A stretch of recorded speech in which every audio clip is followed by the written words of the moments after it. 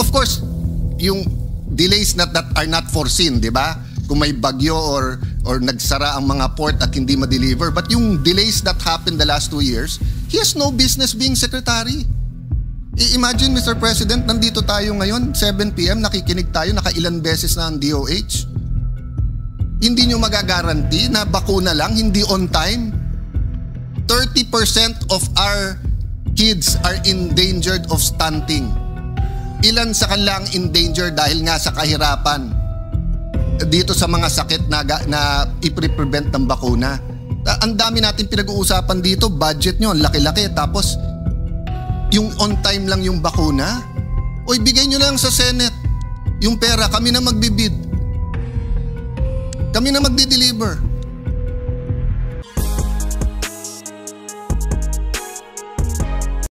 Senator Tulfo, alam mo naman respeto ko sa iyo at never ako nag-i-interrupt. Pero yung ganong klaseng sagot ng DOH, wag tayo magbulahan dito.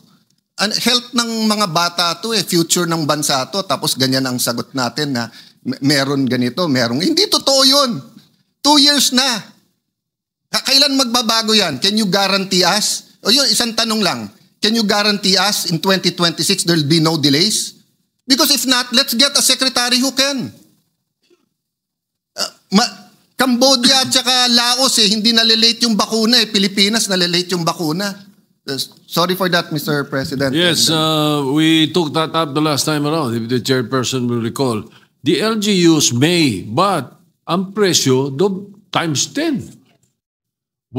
Kung 10 pesos ang bili ng DOH, pag LGU ang bumili, Mr. President, nagiging 150 pesos or 100 Mr. pesos. President, hindi lahat po I just called yung city health namin. There are certain vaccines they're not allowed to buy kasi DOH lang ang pwede. Yeah. Anyway, doon man sa pwede mas mahal kaya hindi sila pwede. Okay, can I give a quick response, no? Go ahead, Mr. President. So, Mr. President, the Secretary admits that they've had a major procurement problem. In fact, he has fired their procurement officer. As to whether they can handle it better next year, I don't know yet if there's an answer because the Secretary admits that given the billions of pesos involved here, there is so much competition among the bidders. And this representation recognizes that is an issue, but this representation also recognizes that if there's a will, there's a way. Because if Cambodia and Laos, if we do our job well, hindi dapat... Madam Chair, just as a follow-up. Let me complete my sentence. These bidders should be the ones following our rules and not dictating. Because of the delay, then we are now putting... I am one with His Honor that we are putting our children's lives at risk. Yes. Sorry to interrupt, Madam Chair, but you're talking about bidders. Hindi ba ang ginawa ng DOH dinaan sa UNICEF? Di ba ang procurement nyo ng vaccines ng routine dinaan nyo sa UNICEF?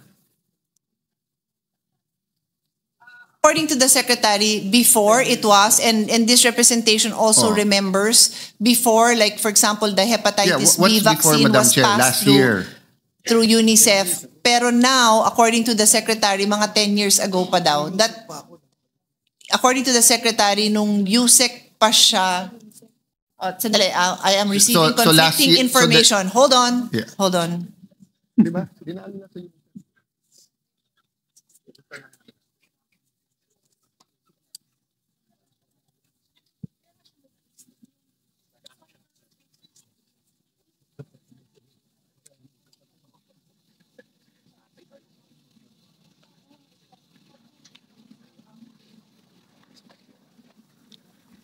Yan yung pinail sa ombudsman, no? A release of 1.2 billion to UNICEF from February to July 2024. Ano yung matagal na at dati? At coincidence lang ba kasi tumatakbo yung secretary sa WHO? That's why I said, give me a minute to get a clear response. So, due to the measles outbreak, there was a purchase. Is it a one-time purchase? There was a one-time purchase through UNICEF because of the measles outbreak. But aside from that, they do not purchase from UNICEF. Okay. So His Honor is correct. So, there was a purchase. Yeah, so the point is kasi, hindi dapat magkaroon ng problema sa bidders eh. 'Di ba? Ang passport, 3 years nagka-problema sa Aquino administration. 1 year nagka-problema before my time sa DFA. Noong time ko, 9 months kaming ginugulpe. Then we solved it. O sa LTO, 3 administrasyon, umupo si Vince Dizon. In 3 months, na-solve niya. Plaka ng kotse. Di ba, Senator JV, Senator SP, I think, di ba, nung term mo rin yun nung daming problema sa LTO di ba, yung plaka tsaka yung even lisensya. Na-solve lahat Di ba? So, I mean, eto, immunization sa mga bata, you don't know how to slap people around. May mga siraulong bidder dyan, naloloko-lokohin yung bidder, di pakulong nyo. You cannot, sorry Senator Tulfo, usually ako malamig uno, ikaw mainit ulo, pero you cannot guarantee, I'm not talking to you my dear ate, I'm talking to the DOH family and the secretary. Atin si Senator Tulfo sa podium. If the secretary cannot guarantee us that in next year there'll be no delays, of course, yung delays that are not foreseen, di ba? Kung may bagyo or nagsara ang mga port at hindi ma-deliver. But yung delays that happened the last 2 years, he has no business being secretary. Imagine, Mr. President, nandito tayo ngayon, 7 p.m., nakikinig tayo, nakailan beses na ang DOH. Hindi nyo magagaranti na bakuna lang, hindi on time. 30% of our kids are endangered of stunting. Ilan sa kanilang endangered dahil nga sa kahirapan dito sa mga sakit na i-prevent ng bakuna. Ang dami natin pinag-uusapan dito, budget nyo, laki-laki. Tapos, yung on time lang yung bakuna, o ibigay nyo lang sa Senate. Yung pera, kami na magbibid. Kami na magdi-deliver. Sorry, Senator Tulfo, but thank you for this intervention. But I think it's unacceptable that we do not have a hard answer here that hindi madidelay ang mga bakuna. We're not talking about all kinds of medicines and competing. Ang pinag-uusapan pa lang natin yung routine na bakuna plus sa senior citizen na yung flu. Yung flu lang, hindi natin ma-solve yun. To be fair, past administration, November din. Kung yun ay ginawa ni Secretary, at least may isa siya na hindi nagawa ng ibang administrasyon. Pero wala Imbis na November 1, nandito na. November 26 na, wala pa rin. Kasi tayo, komportable tayo. Nagkasakit tayo, may St. Luke's, may Asian, may Makati Med. Pero paano naman yung mga kababayan natin na may nanay na 80 years old na napakahirap, pagka nag-flu tapos nagka-pneumonia, mamamatay na lang. Di natin bibigyan ng bakuna? It's just unacceptable, Mr. President. We understand the frustration, Mr. President. Just to put on record, because the Senate President asked a very similar, identical question about the vaccines, no? The response that we got from DOH is precisely because of the procurement problems, and this is referring to the flu vaccine. The procurement problems, the problems with the bidders, the vaccine, which was due to come sometime March, April, kung madelay man sana May, will be arriving December.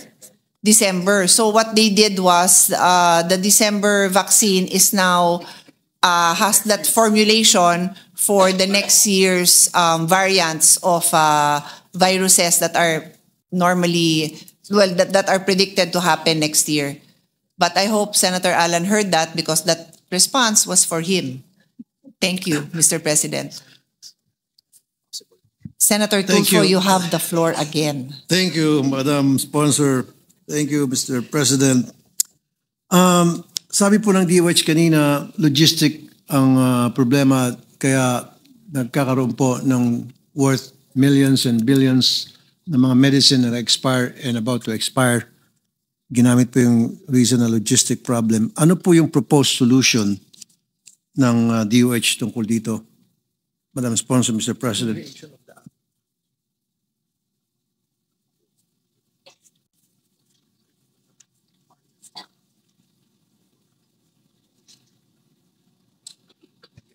So the solution there, Mr. President, is to improve this asset management and supply chain, and the secretary created a committee that will be handling that so that they can make timely orders for the products that need to be replenished and would not be ordering for those items that still have stock, Mr. President. Thank you, Madam Sponsor, Mr. President. Baka hindi naman po yung logistic problem ang problema talaga. Baka ito yung incapable small-time fly-by-night na mga nanalo ng mga supply contract, Mr. President. Nabanggit nga kanina Senator Senator Alan Cayetano, na late na dumarating yung mga medisina. And it's been happening for so many years, Mr. President. Time and time again, year after year. Ba't di natin mapatigil-tigil na yan? Bakit hindi tayo naghanap ng sistema ng once and for all? Mabing na po yung solusyon na yon na sinasabing logistic problem at kaya nag-expire ang mga medicines worth by the billions. So, Mr. President, according to the Secretary, it's not that recent, no? A few years ago. Yes, Because a few years ago. based on that ruling, the DBM came out with various guidelines for different agencies. Again, binobola na naman tayo. Okay, because in 1990-91, when Congress passed the Local Government Code and implemented in 1992, they switched the devolution from education, nilagay yung health. So, dinevolve certain departments kasama ang health. Since 1992, when I became a councilor in Taguig and under the Local Government Code, until the Supreme Court decision, defined kung ano yung responsibilities. Pero yung national government did not want to give the local government the right funds. Kaya nagkaroon ng Mandanas at saka Garcia, si Tet Garcia at saka si Governor Dodo Mandanas. So nung pinasa yun, kasi nga yung DBM and the national government, which we're part of, doesn't want to give the money to the LGUs, pero wala nang choice dahil pinasa yung local government. Ang ginawa nila, dinagdagan nila yung responsibilities ngayon ng local government. So hindi totoo dahil may bagong law or may bagong gano'n. Hindi gano'n na nangyari. Binobola natin yung mga LGUs at ang taong bayan because what happened is that the Supreme Court ruled that from the start, they should have been getting from the VAT, from the customs, etc. Kaya nga national allotment, tax allotment. National tax allotment. Allotment, di ba? So it's not true na dapat dagdagan sila ng responsibility. Kasi from day one, nang dinevolve, klaro yung responsibility ng mga na-devolve, di ba? So, I'm not blaming DOH there kasi halo din yan ng sila at saka ng DBM. But hindi tama yung binigay ng sagot na that's the reason. So, whether it's from DBM o hindi, binobola tayo nun. We just don't want to give more money to the LGUs. Kaya ang ginawa natin, dinagdagan din natin ng responsibility. But if you look from hindi naman na-amend yung yung local government code Ang nangyari lang, yung interpretation ng law, klinaro, that they have So I know that's not your answer, Senator P, and probably DOH is quoting DBM. But during this time... I'm really only just quoting DBM. So Yes. His Honor is more than happy to share his very... Yeah, I'll stop there. But I'm just saying that nagpapasahan dito at kawawa naman yung mga LGUs. It's not only the 3rd, 4th, 5th class municipalities. For example, Taguig, you have 26 billion. We're probably spending around 1 billion in medicine kasi you have 1.3 million people. The out-of-pocket ngayon is already 650 billion sa gamot. I don't know how much government is spending sa gamot. Kaya nagtuturoan Babalik din to sa PhilHealth, babalik din to sa primary healthcare kasi instead of prevention, 'di ba? Babalik din 'yan sa stunting, 'di ba? But it's unfair to blame the local governments or to say na nasa kanila na. Hindi. Ang national government ayaw ibigay yung tama nilang share. Kaya nanalo sa Supreme Court. nagpalusot pa rin ngayon yung national government. Dinagdagan ngayon sila ng responsibilities. Just for the record. To complete the record, there is kasama sa guidelines kung ano yung retained with DOH, partially devolved, and fully devolved. I did not have an opportunity to explain because none of those interpolating asked me for a further explanation. But so for example, kaya nga yung example ko yung maintenance medicine kasi nga kasama dun sa fully devolved yung gamot ng hypertension, hypercholesterolemia, cholesterol, diabetes. Kaya yun yung example na binigay ko kasi nga fully devolved yun. Yung partially devolved would be things like family health and nutrition, food and waterborne diseases, dengue, ayan, kasama yan sa partially devolved. And then yung retained would be like TB, as we know, no, si TB ang galing yan sa national. I'm just repeating, I am not an advocate of anything. I am neutral. Yes, I am but just 2 points, providing the information. Two points to move you from your neutrality into Senator Joel and my side of the argument. One, walang question naman kung anong fully devolved, not devolved, partially devolved. For example, yung national hospitals, di ba? Dinevolved tapos rin-nationalize. Batas lahat yun eh. What the point I'm making is that from 1992, klaro kung anong partially devolved at hindi devolved. Nung nanalo yung LGUs, binago nila, dinagdagan nila ng responsibility. So, they changed the rules again. Kasi when they won, dapat yung pa rin yung responsibility. Kasi yun yung contract nung local government code. O secondly, sige, let's argue for example dun sa maintenance medicine. Unang-una, bakit sila may maintenance medicine? Hindi ba sa mga bansa na ang primary healthcare is in the optimum, less ang maintenance medicine? If you look at Cuba, if you look at Thailand, na may mga ganong programa. Ano ba yung HPEP? Hindi ba sa DOH yun? Kung hindi ako nagkakamali, kayo po, Senator Pia, ang ilang beses from yung unang VAT ang naglagay ng earmarking, naglagay dyan. Pero hindi ginagawa ng DOH. They have a 1 billion fund for public information. Narinig ko yung commercial ni Secretary Ted na don't drive and don't drink, don't cellphone and don't drink. Pero wala pa akong narinig kay Secretary Ted na wag mag-vape. Sumama pa sa picture ng vaping. Meron how much Meron dun daw. sa 1 billion? So the point is, I'll go to that later on during my time. Ang point ko, kaya mataas ang maintenance is because nga may problema din tayo sa DOH. Di ba? For those of us who are old enough na nakita si Secretary Flavier, nakita si Secretary Romualdez, nakita yung mga efforts nila. Tignan nyo yung budget ng mga binabanggit kong health secretary ha. Napakababa nun compared sa budget ngayon ng DOH. And even the LGUs. 10 years ago, many of the LGUs did not have much money. And many of the LGUs are spending left and right. Diba? Ang problema, babalik tayo, bakuna. So, but anyway, I'll argue during my time, Senator Joel. But ang point ko lang, hindi natin dapat tanggapin na yun yung sagot. Na because devolved na yon at doon, di ba? Doon napupunta yung pera. Tignan yung budget. Yung Office of the Secretary, patas ng tatas, billion eh.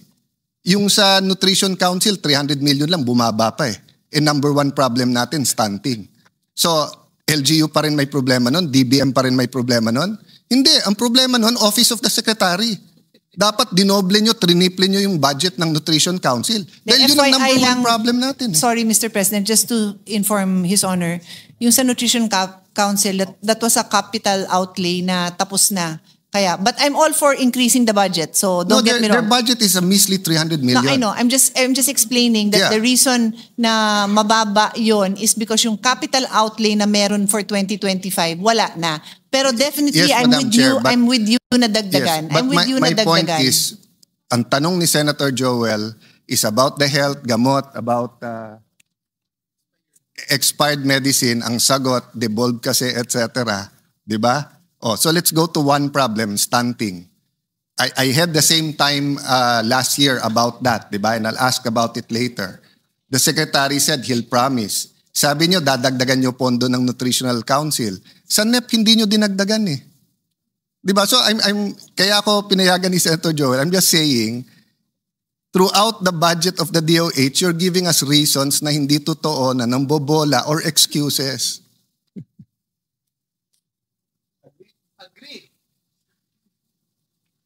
I cannot agree more, Mr. President. And that's the main reason why we are asking these questions. I think the question here is competency and inefficiency of our workers in government, specifically the department. Hindi ko lang matanggap kasi, Mr. President, kanina when we were talking about expired medicines, ang tinuturong problema, Mr. President, ay logistics, Mr. President. Hindi po pwedeng ibigay at binigyan tayo ng sagot na kailangan daw ng legislation, Mr. President, para magawa po ito. Pag binili mo yung medicines, kung mag-e-expire na siya, you have to make a way. You volunteer. I don't think the Department of Health would tell us here na walang emergency the past 3 years, walang emergency the past 18 months. Kailangan pang may magtanong na senador dito, ni SP Soto, ni Senator Tulfo, Senator Alan, and this representation bago tayo kikilos. At and perennially, if you look at the figures, numbers don't lie. Ang dami pong nangyayari na e-expirean tayo ng medicines, ng medical supplies, etc. Unacceptable lang po, Mr. President, na marinig na hindi, wala ho kaming magawa. Kaya kanina ang suggestion nga ni Senator Tulfo, mag-conduct kayo ng medical mission. Pre-medical mission kaysa mag-expire yung mga medicines, Mr. President. I can go on and on, Mr. President. Mahaba po ito eh. I have read all the audit reports of COA. Even the LGUs are not willing to receive these medicines because mag-expire na daw po, malapit na mag-expire. And meron po akong list ng LGUs, even mayors that we talk to. Kaya